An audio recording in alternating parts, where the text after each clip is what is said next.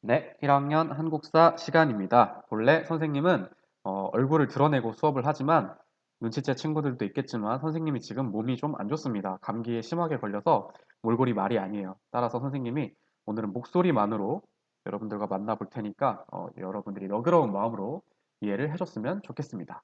자, 우리 오늘 한국사 표지에 있는 인물 누군지 한번 생각을 해볼까요? 여러분들이 유튜브를 통해서 많이 봤을 것 같아요.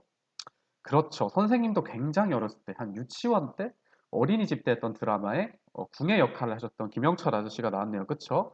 우리 김영철 아저씨의 인생 캐릭터, 궁예 말고 또 뭐 있어요? 네, 4달러 아저씨 있죠, 여러분들?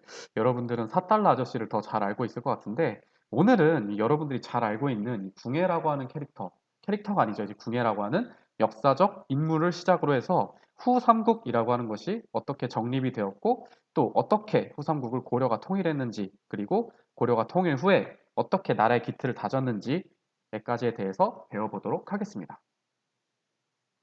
4달러. 자, 후삼국의 통일 과정을 먼저 보도록 하겠습니다. 선생님이랑 이전 시간에, 박재상 선생님이랑 이전 시간에 신라 말, 즉 통일 신라 말의 혼란에 대해서 잠시 선생님이 언급을 해줬습니다. 뭐 신라 말에는 왕위쟁탈전이 아주 심하게 벌어져서 몇 명의 왕이, 수십 명의 왕이 단기간에 갈렸다든지, 뭐 아니면은 농민들이 매우 힘들어서 뭐 도적질을 한다든지, 아니면 난을 일으킨다든지, 이러한 신라 말의 혼란이 만연하고 있었던 상황에서 후백제와 후고구려라고 하는 나라가 등장하기 시작합니다. 900년에 견훤이라고 하는 인물이 후백제를 건국했고요. 901년에 아까 눈 한쪽을 잃은 스님이었던 궁예라고 했던 인물이 후고구려를 건국하게 됩니다. 그리고 이 궁예라고 하는 인물 여러분들이 유튜브에서 잘 봤을 거예요. 치세 말기에는 이런 관심법, 이런 미신신앙에 빠져서 정치를 제대로 할 수 없을 정도에 이르게 됩니다. 뭐, 네 눈에 마구니가 끼었다 하면서 막 철퇴로 때려 죽이는 장면이 참 유명하죠. 네, 그런 것처럼 궁예가 더 이상 정치적인 그런 감각을 잃은 것을 신하들이 눈치채고 신하들이 918년에 왕건을 왕으로 추대하고요. 또 고려라는 나라를 건국해서 연호를 천수라고 합니다. 그리고 계속적으로 쟁탈전을 펼치다가 935년에 자기의 친아들, 첫째 아들에게 배신을 당했던 견훤이 고려에 귀순하게 되고요. 어, 그렇게 라이벌이었던 견훤을 보고 고려는 이렇게 피를 묻히지 않고 귀순을 하면 굉장히 잘해주겠구나라고 느꼈던 신라의 경순왕이 고려에 항복을 하게 됩니다. 그리고 견훤의 첫째 아들이 다스리던 신검이라는 사람이 다스리던 후백제가 결국에는 936년에 멸망을 하게 되고요. 뭐 고려가 후삼국 통일을 이루게 됩니다. 이게 여러분들 좀 흐리겠지만 후삼국의 지도예요. 고려, 뭐 후백제, 그리고 신라. 뭐 고려 같은 경우에는 일찍이 이렇게 바닷길을 통해서 그려줄게요. 일찍이 이렇게 아니고 이쪽 바닷길을 통해서 이렇게 나주 지역을 점령하기도 했어요. 참고하면 좋겠네요. 지우개 한 번에 지워지네요. 다시 펜으로 해놓고 자, 그리고 태조라고 하는 이제 왕건이 태조가 된 거죠. 고려의 태조가 되어서 나라를 건국했습니다. 전쟁이 많이 벌어지다 보니까 백성들은 굉장히 고달프고 힘들었어요. 그러니까 태조는 민생 안정, 즉 백성들을 안정시키는 정책으로서 여러분들 프린트에 나와 있는 조세 감면이라는 것을 실시하기도 해요. 즉 세금을 줄여줬다라고 하는 것이고요. 프린트에 땡땡을 설치했다라고 하네요. 그렇죠? 그렇죠. 흑창이라고 하는 것을 설치했습니다. 교과서에도 잘 나와 있고요. 여러분 흑창 보면 흑창이라는 것은 일종의 창고예요. 창고. 그러니까 백성들이 힘들 때 언제든지 이렇게 곡물들을 어, 뭐라 그럴까요? 배급할 수 있도록 쌓아놓는 창고를 말해요. 이러한 창고를 설치했다. 흑창이라고 하는 창고를 설치했다라고 하는 거고요. 또 왕건이라고 하는 인물은요, 여러분들이 중학교 때 잘 배웠지만 스스로의 힘으로 왕이 됐다라기보다는 여러 호족들의 도움을 받아서 왕이 됐죠. 그러다 보니까 나라를 건국하고 나서도 이 호족들의 입김이 상당히 셌어요. 이 호족들을 적절히 회유하기도 하고 또 포섭하기도 합니다. 즉, 태조는 왕권을 강화하기 위해서 어떠한 방식으로든 호족을 다루는 기술이 필요했겠죠. 자, 우선 포섭 정책에 대해서 한번 보도록 할게요. 호족 세력을 포섭하기 위해서 힘 있는 호족의 딸과 혼인을 합니다. 무려 몇십 명에 달하는 그러한 호족들의 딸과 결혼을 해서 왕건은 부인이 수십 명이었다라고 하는 얘기는 아주 유명한 이야기죠. 또 호족을 통제하기 위한 정책도 있었어요. 사신관 제도와 기인 제도라는 것을 실시했네요. 사신관 제도가 뭐냐? 자, 여기에 조금 이쪽으로 갈게요. 자, 여기에 아이고, 지우개구나. 자, 여기에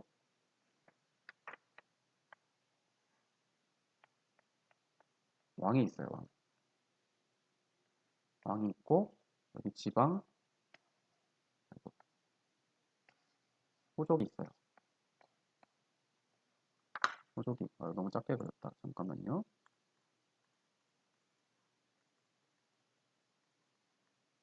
지금 이상한 타블로이드라고 하는 미술하는 친구들이 하는 걸로 쓰고 있는데 선생님 그냥 마우스로 할게요.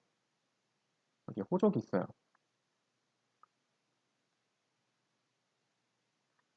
자, 왕의 이름은 재상이에요. 2학년 8번에 재상이가 있어요. 재상이가 있고 귀족의 이름은 누구로 할까요? 남희가 있어요. 호족이죠. 이 남희라고 하는 친구가 이 재상이라고 하는 재상이라고 하는 왕이 나라를 세우는데 큰 역할을 한 호족이에요. 그러니까 나라를 건국하고 나서 입김이 굉장히 셌겠죠. 이 남희라고 하는 호족은 언제든지 왕한테 덤빌 수 있는 힘을 가지고 있었어요. 그러니까 왕의 입장에서는 이 남희라고 하는 호족을 통제할 필요가 있었겠죠. 그러니까 첫 번째 방법으로 순서가 좀 바뀌긴 했는데 이 남희 아들이 있어요. 남희 아들 이름은 누구로 할까요? 네, 우리 상학입니다. 이 상하기를 왕이 있는 서울로 보내버리는 거예요. 남의 입장에선 굉장히 슬프죠. 웃고 있는 건지 울고 있는 건지 모르겠는데 남의 입장에선 굉장히 슬픕니다. 즉 자신의 아들이 왕의 곁에 있기 때문에 남이라고 하는 인물은 왕한테 함부로 덤빌 수 없는 것이죠. 이 제도를 우리는 그렇죠. 여러분들이 중학교 때 배웠을 거예요. 분명히. 우리는 이 제도 이름을 지우는데 한참 걸리네요. 우리는 이 제도 이름을 기인제도라고 합니다. 기인제도라고 하고요. 기인제도라고 하고 자, 그 다음에 사신관 제도에 대해서 설명을 한번 해보도록 할게요. 사신관 제도는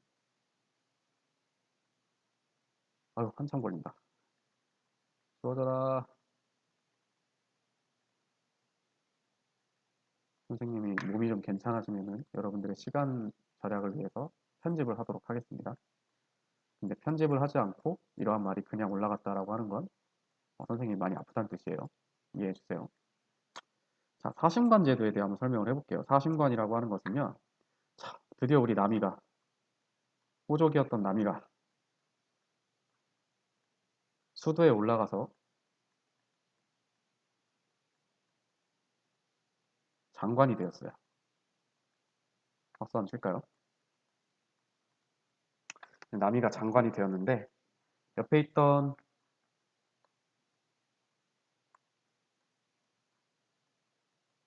왕이 말해요. 야, 요즘 너 고향, 남이 너 고향 어디야? 저요? 저 조치원인데요. 야, 너희 조치원 애들 요즘 이상해. 자꾸 나한테 덤비려는 것 같아.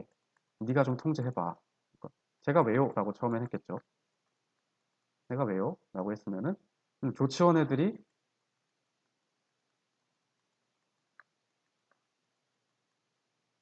마음에 안 들면 조치원 사신관인 너를 혼낼 거거든. 이라고 왕이 말합니다. 그럼 남의 입장에서는 어때요? 자기는 잘못한 거 하나도 없는데 자기가 이 조치원의 사신관이란 이유로 조치원에서 만약에 반란이 일어나거나 잘못이 일어나면 이 조치원의 사신관인 남희가 피해를 입게 돼요. 즉 이러한 것도 사신관 제도라고 하는 것은 중앙의 고위 관료에게 자신의 출신 지역에 대해서 일정의 책임감을 묻는 제도예요. 이것을 사신관 제도라고 해요. 즉 사신관 제도랑 기인 제도라고 하는 두 제도를 통해서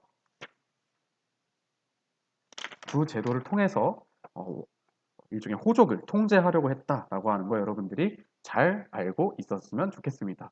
선생님의 명그림신락에 다 깜짝 놀랐죠? 미안해, 선생님이 감기에 걸려서 제정신이 아니에요.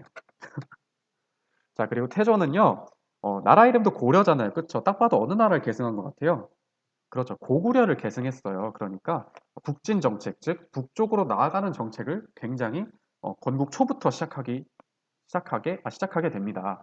그래서 북진 정책으로서 서경, 즉 평양, 옛 고구려의 수도였던 서경을 중시하고요. 또 기존의 통일신라 때보다 영토를 확장하게 됩니다. 이러한 것을 우리가 북진 정책이라고 합니다. 그리고 태조가 이렇게 나라 건국 초에 나라의 기틀을 조금 마련해 놨죠. 하지만 아직 왕권이 굉장히 미약한 상태였어요. 그래서 태조 이후에 해종과 정종이라는 왕 때는 둘 다 왕위에 올라와 있던 시간이 굉장히 짧았어요. 즉 호족들의 입김을 굉장히 많이 받았기 때문이죠. 하지만 이 호족들의 힘을 억제시키기 위해서 등장한 왕이 있었으니 바로 그 왕이 광종이라는 왕이에요. 여러분들 광하면 어떤 한자가 떠오르나요? 미칠 광자가 있을 수도 있고요. 또 그렇죠. 빛 광자가 있을 수도 있어요. 광종이라고 하는 왕은요. 뒤에 자세히 배우겠지만 나라의 기틀을 다지고 또 왕권을 강화하는데 굉장히 큰 역할을 했습니다. 하지만 그러한 과정에서 호족들을 무자비하게 숙청하고요. 심지어 자신의 삼촌, 큰아버지까지 죽여버립니다. 아주 잔인한 인물이기도 했죠. 그쵸? 그럼 여러분들의 입장에서 광종이라고 하는 왕을 원래 왕 이름은 왕이 죽고 나서 그 뒤에 인물들이 평가를 해서 내리는 시호입니다. 그러면 여러분들의 입장에서는 광종이란 인물이 미칠광자를 가진 광종일까요? 아니면 빛광자를 가진 광종일까요? 한번 생각을 해볼까요? 미쳤다? 빛난다. 네, 많은 친구들이 미쳤다라고 생각하는 친구들도 많고 뭐 빛난다라고 생각하는 친구들도 많을 것 같아요. 각자 개인의 의견이 다르겠지만 팩트는 광종할 때 광자는 빛광자입니다. 즉 후대에 광종을 평가한 사람들은 이러한 광종의 정책, 위대한 정책에 조금 더 포커스를 맞춰서 빛나는 왕이라고 하는 칭호를 내려준 것 같아요. 자, 그럼 어떤 빛나는 정책들을 했는지 한번 살펴보도록 할까요? 먼저 노비안건법이라는 것을 실시했습니다. 즉 공신과예요. 공신과 호족들의 세력을 억제하기 위해서 노비안건법이라고 하는 것을 실시해요. 즉 노비들을 억울하게 노비가 된 사람들을 풀어주는 거죠. 선생님, 왜 억울하게 노비가 된 사람을 풀어주는 게 왜 공신과 호족들의 세력을 억제하는 건가요? 자, 보통 이 공신과 호족들이 데리고 있던 노비들은 공신과 호족들이 가지고 있던 땅을 경작하거나 주로 농사에 많이 투입이 됐겠죠. 농기구를 들고 있었을 거예요. 하지만 그 농기구 대신 칼을 쥐어준다고 생각을 해보세요. 언제든지 왕을 위협할 수 있는 군사력이 됩니다. 즉 노비 안건법 역시 노비를 풀어줌으로써 이 노비들을 군사화하려는 걸 방지했다. 즉 호족들이 노비들을 군사화하려는 것을 방지하는 왕권 강화책이었다라고 이해를 하면 될 것 같습니다. 또 과거제라는 것을 중국에서 들여와서 실시합니다. 호족들뿐만 아니라 시험을 통해서 관리들을 선발해서 개혁의 뒷받침 세력들을 양성하는 것입니다. 또 뭐 백관의 공복을 제정한다든지 아까 태조처럼 광덕, 준풍 등 독자적인 연호를 사용하기도 합니다. 자, 그렇게 광종이 왕권 강화의 기틀을 마련해 놨으니 그러한 강력한 왕권을 바탕으로 성종 때는 왕권이 안정이 돼요. 그래서 고려의 틀을 완성합니다. 즉 중국으로부터 이성 육부제 중심의 중앙 관제를 들여오게 되고요. 교육제도로서 국자가 설치예요. 성치가 아니라 설치 그리고 과거제를 정비하게 되고요. 또 전국에 12목이라고 하는 지방 행정구역을 설치합니다. 즉 이때쯤 돼서 고려가 슬슬 나라의 그런 완벽한 틀을 갖추게 됐다라고 하는 것이고요. 자, 그 다음으로 프린트 기준으로 3번 고려의 통치 체제에 대해서 살펴보도록 하겠습니다. 먼저 중앙제도로서 중서문화성이라는 것을 두었네요. 선생님 이 화면 한번 참고하면서 보도록 합시다.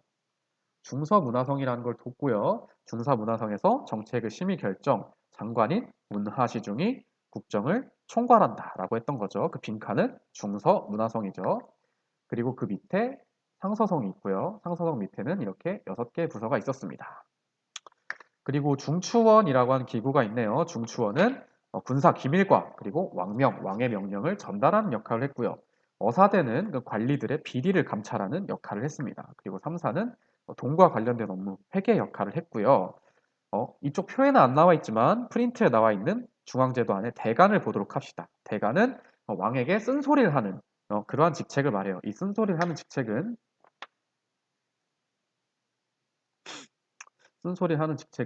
이 중서 문화성에는요. 문화시중이 제일 대장이지만 여기에는 낭사라고 하는 관직이 있었고요. 높은 관직은 아니에요. 낭사라고 하는 관직이 있었고 또 어사대 관원들까지 모여서 이렇게 두 관직이 모여서 대간이 됩니다. 글씨가 좀 못나도 이해를 해주세요. 마우스로 하고 있어요. 대간입니다. 하지만 중국의 것을 그대로 베껴온 건 아니었어요. 여기 보이는 것처럼 도병마사나 식목도감 같은 기구는 다른 나라에 없는 고려의 독자적인 기구였습니다. 그러한 점 잘 이해하고 넘어갔으면 좋겠습니다. 자, 이성육부의 지방관제 선생님이랑 한번 살펴봤고요. 독자적인 기구도 있었습니다. 그리고 지방제도로서 현종 시기에 오도와 양계체제를 마련을 했고요. 뭐 오도에는 안찰사를 파견했고 양계에는 병마사를 파견했고 국방의 요충지를 주로 양계에 뒀습니다. 주로 북쪽에서 이제 다른 나라들이 쳐들어 올 수 있는 북쪽 경계에 양계를 설치했습니다. 그리고 향부곡소라고 하는 특수 행정구역이 있었어요. 이들은 노비는 아니에요. 천민은 아닌데 거주 이전에 자유가 없었고요. 왕권 경제 요거는 선생님이 잘못 썼네요.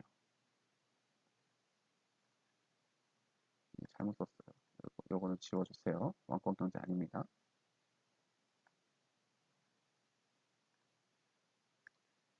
왕권 경제 아닙니다. 선생님이 급하게 만드느냐고 수정을 잘못했네요. 왕권 경제 아닙니다. 네, 거주 이전에 자유가 없던 사람들을 향부곡소, 주로 특히 소 같은 경우에는 특산물을 생산하는데 굉장히 고역을 많이 치렀던 사람들이에요. 그리고 군사제도로서 이군육위의 중앙군과 주현군, 주진군의 지방군이 있었고요. 또 관리를 선발하는 방식도 있었어요. 프린트 잘 보고 있죠? 과거제, 제술업, 명결업, 잡과, 승려, 승과 이런 것들이 있었고 과거제도 있었지만 주로 고려의 그런 관리 선발은 음서도 큰 역할을 했어요. 즉 공신의 자손이나 5품 이상의 고위 잔류의 자손들은 시험을 거치지 않고 과거 시험을 거치지 않고 관직이 될 수 있었어요. 즉 요새 하는 말로 낙하산과 일맥상통하는 말일 수 있겠네요. 자, 이해가 됐나요? 자, 우리가 지금까지